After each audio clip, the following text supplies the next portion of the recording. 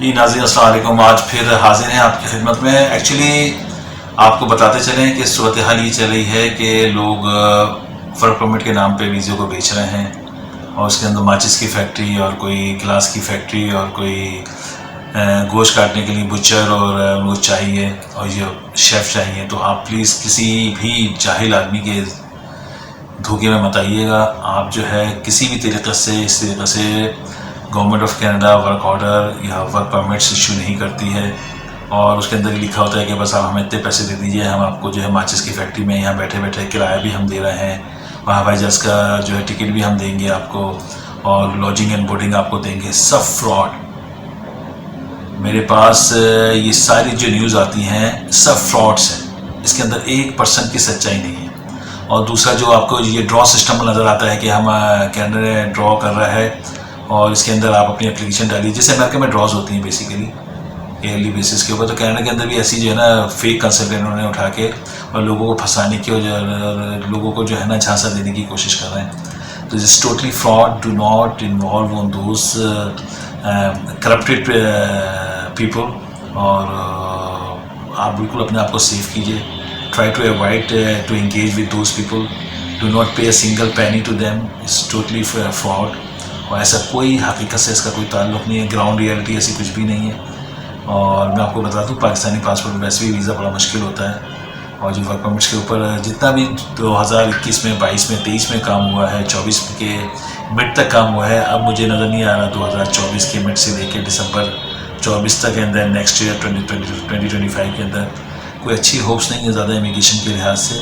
गो के ये कहते हैं कि हम इतने % और इतने लाख इमिग्रेशन दे रहे हैं, लेकिन पाकिस्तानियों को बड़े बॉटम लाइन पे रखते हैं, जो कि मेरा अपना ज़िंदगी का तजर्बा रहा है कि इतने वीज़े जो लोग सेल्फ अप्लाई करके आ रहे होते हैं मेरे पास, या वो जो लोग कंसल्टेंट के पास से होके आ रहे होते हैं जो कि फ़ेक कंसल्टेंट होते हैं, जिनकी वो फेक आईडी बना के जो है उन्हीं के नाम से कर रहे होते हैं। देखें इस तरह के केस मेरे पास बहुत सारे आते हैं जिसके अंदर लोग जो हैं वो लोगों को जाके इमिग्रेशन का अपना केस देते हैं या अपनी विजिट वीज़ा का या अपने स्टूडेंट वीज़े का केस देते हैं। उसके अंदर वो उनकी एक आईडी जनरेट करता है, ईमेल एड्रेस, और वो उन्हीं का बन के जो है ना केस अप्लाई करता है। याद रखिएगा, अगर आपके बिहाफ पे किसी ने कोई डॉक्यूमेंट सबमिट कराए और उसने ये जाहिर नहीं किया कि मैं इनको रिप्रेजेंट करूँ, जो कि वो नहीं कर सकता क्योंकि वो लॉ बॉडी का मेंबर ही नहीं है, वो कैसे रिप्रेजेंट करेगा, वो तो फंस जाएगा।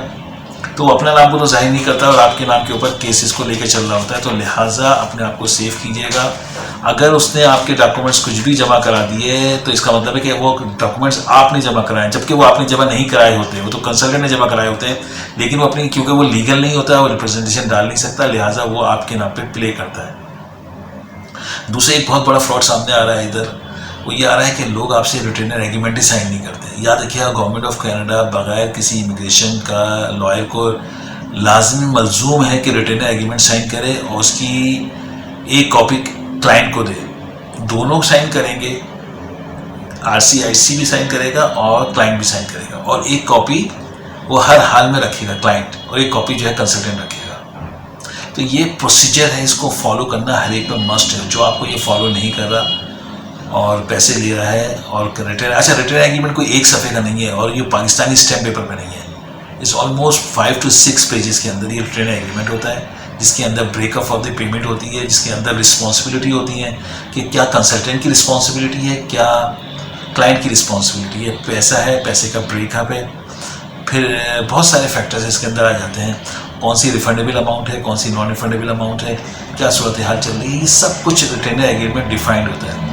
लेकिन कंसल्टेंट क्या कहता है, बस जी आप आ जाइए, हमारे पास काम हो जाएगा, बस जी, और आप जहाँ पैसे दे देते हैं फिर वो दूसरी रकम बड़ी मांगता है। और अगर आपके वो दस्तरफ में ही नहीं है, अगर वो आपकी रीच में या वो पहुँच में ही नहीं है, तो आपको क्या करना है, वो तो फिर तो आपको पैसे गए। तो आप अपने आप को बचाइए हर किस्म के फ्रॉड से, हर किस्म के नुकसान से। इसके अंदर में आपको जो भी आपके देखें। अच्छा, एक दूसरी बात और ये कि जैसे अभी दुबई से एक साहब ने मुझे मैसेज किया कि सर आप मुझे हर हाल में जो है ना सवालात के जवाब दीजिए। भाई एक बात तो ये है कि देखिए, मैं पूरी दुनिया से कॉलें नहीं ले सकता, मैं एक अकेला आदमी हूँ। अगर मैं आपके सवालात के जवाब देना शुरू कर देता हूँ इस तरीके से, हर आदमी एक मेरी वीडियो देखने के बाद कहता है कि सर मेरे इस सवाल का जवाब दे दें, मेरे इस सवाल का जवाब दे दें। तकरीबन को 250-300 सवाल पर डे के आ रहे हैं मेरे पास। मैं क्या करूँ, मैं कहाँ से सवालात के जवाब देना शुरू कर दूँ, मेरे पास इतना टाइम ही नहीं बचता।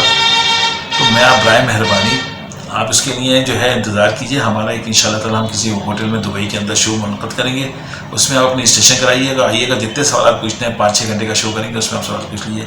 या कराची में मेरा इरादा हो रहा है कि इंशाल्लाह ताला हम, क्योंकि इतने लोग लूटे हुए आ रहे हैं, तो उन सबको मैं सोच रहा हूँ कि किसी होटल में बुला के कोई एक खुद शो कर लूँ, तो उसके अंदर लोगों की जो है जितनी भी कोई क्यूरीज हैं उनके जवाब दे दूँ। बहुत शुक्रिया, अपना ख्याल रखिए। इंशाल्लाह ताला नेक्स्ट वीडियो में इंशाल्लाह मुलाकात होगी। जज़ाकल्लाह, अस्सलाम वालेकुम।